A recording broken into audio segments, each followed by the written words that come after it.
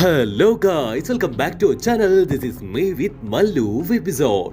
അപ്പൊ നറൂട്ടോ കുട്ടപ്പന്റെ കഥകൾ കേൾക്കാൻ ഇഷ്ടമുള്ള എന്റെ കൂട്ടുകാരെല്ലാവരും ഓടിവായോ, നമുക്ക് വേഗം തന്നെ കഥയിലേക്ക് കടന്നല്ല.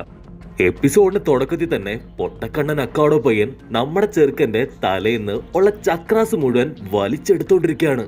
ഇങ്ങനെ ചക്രാസ് മുഴുവൻ ഊറ്റിയെടുത്തു കഴിഞ്ഞാല് തീർച്ചയായിട്ടും സാസുകയുടെ ബാക്കിലുള്ള ആ ഒരു പവർ പുറത്തു വരും.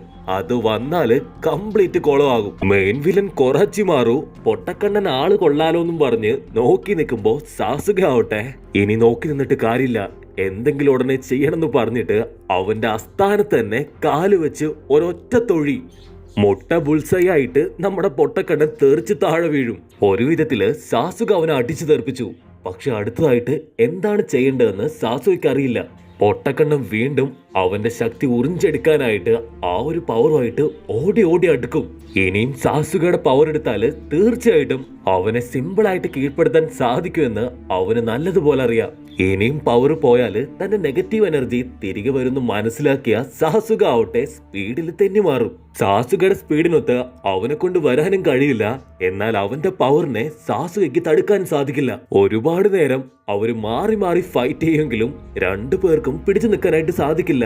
സാസുകയുടെ പവർ കുറഞ്ഞ് അവൻ തളർന്നു വീഴുമ്പോ ഇവിടെ ഗാരയാവട്ടെ, ഓ സാഡ്, വെരി സിമ്പിൾ, ഇതൊക്കെ ഇത്രേ ഉള്ളൂ അല്ലേ എന്ന് അവൻ മനസ്സിൽ കരുതും. ഇവനാണോ ഉച്ചിഹ ക്ലാനിൽ ചേർന്നവന് ഇവൻ ഇവിടെ ചിന്തിക്കുമ്പോ നറൂട്ടോ കുട്ടപ്പനാവട്ടെ, സാസുക ചാടി വീട്, കമന്ന് പിടിക്ക്, വലിച്ചടിക്ക്, നീ ഉച്ചിഹ ക്ലാനിൽ ചേർന്നവനാണ്, കമോൺ കമോൺ, നിന്നെ കൊണ്ട് കഴിയും എന്നൊക്കെ പറഞ്ഞ് നറൂട്ടോ കുട്ടപ്പൻ കീറി വിളിക്കുകയാണ്. കോൺസെൻട്രേറ്റ്, നീ നിന്റെ മുഴുവൻ പവറും കൊടുക്കാനായിട്ട് നറൂട്ടോ കുട്ടപ്പൻ പറയുമ്പോ സാസുക ആവട്ടെ തലയ്ക്ക് ഭ്രാന്ത് പിടിച്ച് അവനെ തിരിഞ്ഞു നോക്കും. അപ്പോഴാണ് അവൻ ലീയെ ഒന്ന് ശ്രദ്ധിക്കുക. ഒരു ബുദ്ധി വെളിച്ചം പെട്ടെന്നുണ്ടാവുമ്പോ അവിടെ പൊട്ടക്കണ്ണനാവട്ടെ സാസുകയെ അടിച്ചു തെറിപ്പിക്കാൻ റെഡി ആയിട്ട് ഓടി ഓടി വരികയാണ്. കയ്യില് മുഴുവൻ പവറും ചുരുട്ടി പിടിച്ച് അക്കാടോ അടിച്ചു തെറിപ്പിക്കുന്ന വെയിറ്റ് ചെയ്താല് അവനാവട്ടെ സാസുകയെ തൊട്ട് തൊട്ട് കളിക്കുകയാണ്. കൊച്ചു പിള്ളേര് കള്ളനും പോലീസും കളിക്കും പോലെ അവരങ്ങോട്ടേക്കും ഇങ്ങോട്ടേക്കും തൊട്ടും തലോടിയും കളിക്കുമ്പോ ബാക്കിയുള്ളവർ വണ്ടടിക്കും. അവസാനം രണ്ട് ടീമും വമ്പൻ ആയുധങ്ങളൊക്കെ വെച്ച് അടിക്കാൻ നോക്കുമ്പോഴായിരിക്കും ലീയുടെ ഫൈറ്റിംഗ് തന്ത്രം നമ്മുടെ സാസുക ഓർക്കുക. അങ്ങനെ തന്നെ ഭൂമിയിലേക്ക് കുനിഞ്ഞു നിന്ന് വീണ്ടും അവന്റെ മണികണ്ഠേശ്വരനിട്ട് ഒരൊറ്റ താങ്ങ്. ഈ ഒരു സ്റ്റെപ്പ് കണ്ട് എല്ലാവരും ഷോക്കാവുമ്പോ ഏറ്റവും കൂടുതൽ ഷോക്കാവുക നമ്മുടെ ലീക്കാണ്. ഇതെന്റെ അടിയല്ലേ, ഇത് നീയും അടിച്ചു മാറ്റാൻ ചോദിക്കുമ്പോ കറക്റ്റ് ആയിട്ട് സാസുക കറങ്ങി വന്ന് വില്ലന്റെ പുറകിൽ നിൽക്കും. ടിപ്സ് യൂസ് ചെയ്യാനായിട്ട് അവന്റെ ചക്രാസ് തന്നെ പ്രവർത്തിപ്പിക്കുമ്പോ ആ ഒരു അടയാളത്തിൽ നിന്ന് ഫയർ പുറത്തേക്ക് വരും. ഇത് ഇടയ്ക്കിടയ്ക്ക് വരുന്നതാണ്, പ്രശ്നമില്ലാന്ന് പറഞ്ഞ് അവൻ വീണ്ടും വീണ്ടും പവർ എടുക്കാൻ ശ്രമിക്കുമ്പോ ആ ഒരു തീ കത്തിയാളി അവന്റെ കണ്ണിൽ പോലും പടർന്നു പിടിക്കും. ഒറോച്ചിമാറു ഈ ഒരു കാഴ്ച കണ്ട് സന്തോഷിക്കുമ്പോ ബാക്കിയുള്ളവർ ഓരോരുത്തരായിട്ട് അവനെ ഞെട്ടലോട് കൂടെ നോക്കും. ഇങ്ങനെ സംഭവിച്ചാല് തനിക്ക് പണി കിട്ടുന്ന മനസ്സിലാക്കിയ സാസുക ഒരു ഫ്ലാഷ് ബാക്ക് ആലോചിക്കും. മുൻപ് ഇതുപോലെ തന്റെ ബോഡിയില് അടയാളങ്ങൾ ഉണ്ടായപ്പോ സാക്കുറ തേങ്ങ അടിച്ച് കരഞ്ഞപ്പോഴാണ് അതെല്ലാം തന്നെ ഇല്ലാതായത്. നമ്മുടെ നറൂട്ടോ കുട്ടപ്പന് സംഗതി ഒന്നും പിടികിട്ടുന്നില്ല. ഇതെന്താ ഇപ്പൊ നടക്കണേ എന്നും പറഞ്ഞ് അവൻ വീണ്ടും വീണ്ടും എന്തൊക്കെയോ വിളിച്ചു കൂവും. നമ്മുടെ സാസുക അവൻ ബുദ്ധിമാനാണ്. വീണ്ടും വീണ്ടും സാക്കുറയായിട്ടുള്ള ആ ഒരു ഇന്റിമേറ്റ് സീൻ ആലോചിച്ച് അവൻ അവന്റെ ബോഡിയിലുള്ള ആ ഒരു മാർക്ക് പതിയെ പതിയെ ഇല്ലാതാക്കും. ഇത് കണ്ട് എല്ലാവരും ഒന്നുകൂടെ ആശ്ചര്യപ്പെടും. ഇത്ര നേരവും അവർ വായുവിൽ നിന്നാണ് ഫൈറ്റ് ചെയ്തത്, എങ്ങനെ അവരെ കൊണ്ട് ഇത് സാധിക്കുന്നു എന്ന് ആലോചിച്ച് നിൽക്കുമ്പോ സാസുക ആവട്ടെ വീണ്ടും പൊട്ടക്കണ്ണനെ ഈ ഒരു ഗ്യാപ്പില് അടിച്ചു ചുരുട്ടാൻ നോക്കുമ്പോ അവൻ ഈസി ആയിട്ട് സാസുകയെ തട്ടിവിടും. കാരണം സാസുകയ്ക്ക് ഇപ്പോ അധികം പവർ ഇല്ല. ഇനിയും കഴിഞ്ഞിട്ടില്ല. നമ്മുടെ ചെറുക്കൻ വെറും നിഞ്ചയല്ല, ഉച്ചിഹ ക്ലാനിൽ ചേർന്ന നിഞ്ചയാണ്. അവൻ കറങ്ങി വന്ന് മോന്തയ്ക്കൊരടി കൊടുത്ത് 3 വട്ടം മലക്കം മറിഞ്ഞ് അവനെ എടുത്തിട്ട് തെറിപ്പിച്ച് അടിച്ചു ചുരുട്ടി താഴെയിടും. രക്തം ഛർദിച്ച് അവൻ താഴെ വീഴുമ്പോ രണ്ടു പേർക്കും അനക്കുണ്ടാവൂല. അക്കാടോ ഓടി വന്ന് അവന് കൂടുതലായിട്ട് എന്തെങ്കിലും പറ്റുമെന്ന് ചെക്ക് ചെയ്യുമ്പോ അവന് ചെക്ക് ചെയ്യണ്ട, അവൻ ജീവനോടുകൂടെ ഇല്ലാന്ന് ഒരു ശബ്ദം തൊട്ടപ്പുറത്ത് കേൾക്കും. അതാരാണെന്നറിയാൻ തല ഉയർത്തി നോക്കുമ്പോ അത് മറ്റാരുമല്ല, സാക്ഷാൽ സാസുക. സാസുകയെ ഇത്രയും ടെററായിട്ട് ആരും തന്നെ ഇതുവരെ കണ്ടിട്ടില്ല. വിറച്ച് വിറച്ച് ആടി ആടി കത്തുന്ന കണ്ണുകളോടുകൂടെ അവൻ എഴുന്നേറ്റ് നിൽക്കും. ആ ഒരു ചൂടില് എല്ലാവരും വേർത്ത് സാസുകയെ നോക്കുമ്പോ കാക്കാച്ചി മാറു പോലും പേടിച്ചു പോവും. ദ വിന്നർ ഈസ് സാസുക എന്ന് വിളിച്ചു പറയുമ്പോ അവിടെ മുഴുവൻ കരഘോഷം ഉണ്ടാവും. ബ്രഹ്മാണ്ട ഫൈറ്റ് ചെയ്ത ആള് ഈ ഒരു ശബ്ദം കേൾക്കുമ്പോഴേക്കും തലയും ചുറ്റി താഴെ വീഴും. കറക്റ്റായിട്ട് കാക്കാഷി താങ്ങിയതുകൊണ്ട് അവന്റെ തല ഇടിച്ചില്ല. Very good. ആർക്കും ഒരപകടം ഉണ്ടാക്കാതെ നീ ടൈജിപ്സു തന്നെ യൂസ് ചെയ്തെന്ന് കാക്കാഷി അവനെ പ്രോത്സാഹിപ്പിക്കും. ലീയുടെ ഈ പവറൊക്കെ അവനുമായിട്ട് ഫൈറ്റ് ചെയ്യുന്ന ഞൊടിയിടെ തന്നെ ശരിങ്ങനായി ഉപയോഗിച്ചുകൊണ്ട് നമ്മുടെ ആള് പഠിച്ചു വെച്ചു. മുത്തേ, ശാശുകേ, നീ സൂപ്പറാടാ എന്ന് നറൂട്ടോ കുട്ടപ്പൻ വിളിച്ചു കാറുമ്പോ കുറച്ച് സ്വൈര്യം തരോ എന്ന രീതിയിൽ അവനെ നമ്മുടെ ആള് നോക്കും. ഇവിടെ ലീ കുട്ടപ്പനാവട്ടെ വെറും ഒരൊറ്റ ഫൈറ്റില് എന്റെ ഇത്രയും സ്റ്റെപ്സ് ഈ കാലൻ എങ്ങനെ കോപ്പി അടിച്ചു എന്ന് വളരെയധികം വണ്ടർ അടിച്ച് അവരെ നോക്കി നിൽക്കും.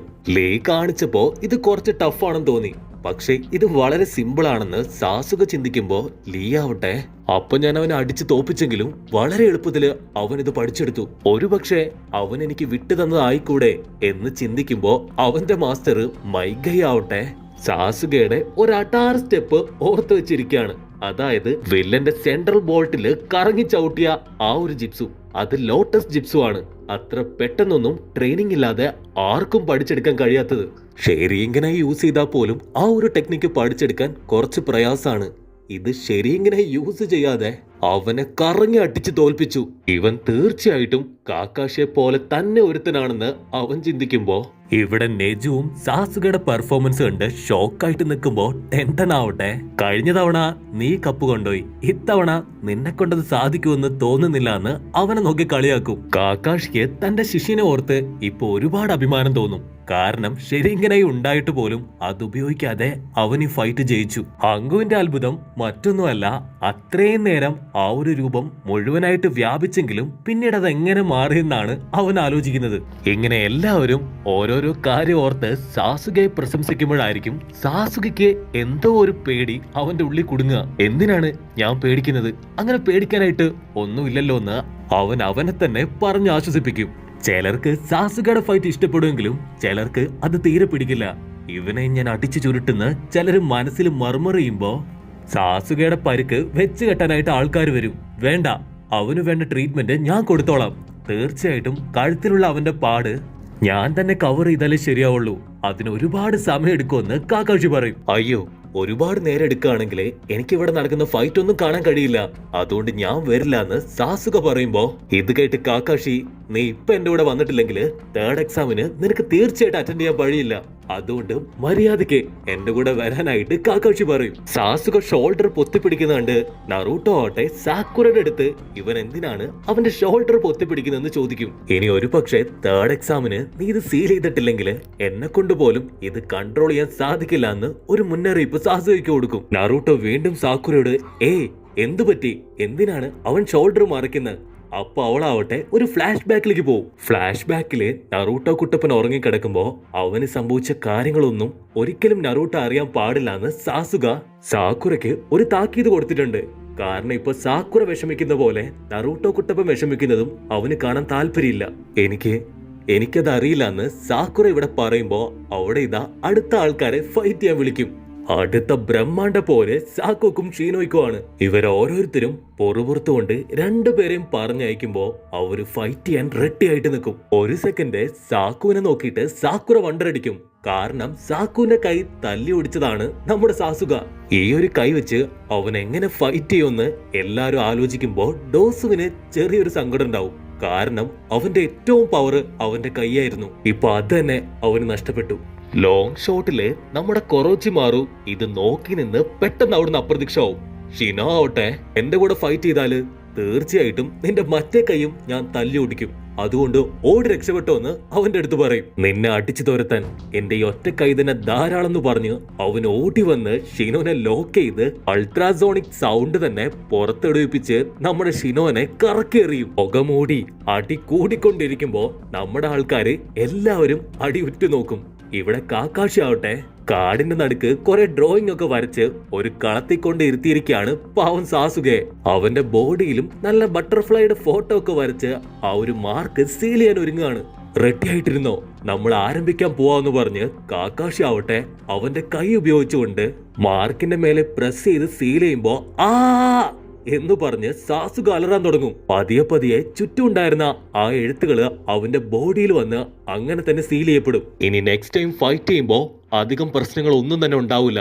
പക്ഷെ ഇവിടെയും അവൻ ശ്രദ്ധിക്കേണ്ട ഒരു കാര്യമുണ്ട്. അവൻ അവന്റെ കഴിവിൽ വിശ്വസിച്ചിട്ടില്ലെങ്കിൽ തീർച്ചയായിട്ടും ഈ ഒരു സാധനം പുറത്തു ചാടും. ഇതെല്ലാം കേട്ടിരിക്കുമ്പോ നമ്മുടെ സാസുകെ ആവട്ടെ അങ്ങനെ തന്നെ ബോധം മറിഞ്ഞ് താഴെ വീഴും. അപ്പൊ അതേ സമയത്ത് ലോങ് ഷോട്ടില് ഒറോച്ചിമാറു കാക്കാഷിയുടെ അടുത്ത് വന്ന് വെൽഡൻ കാക്കാഷി, നീ ഇപ്പോ ഒരുപാട് വളർന്നു പോയെന്ന് പറയുമ്പോ ഒറോച്ചിമാറു എന്നും പറഞ്ഞ് അവനെ ഷോക്കായി നിൽക്കുന്ന കാക്കാഷിയോട് കൂടെ ഈ ഒരു എപ്പിസോഡും ഇവിടെ അവസാനിക്കുന്നു. സോ ഗായ്സ്, എങ്ങനെയുണ്ട്? അടിപൊളിയല്ലേ?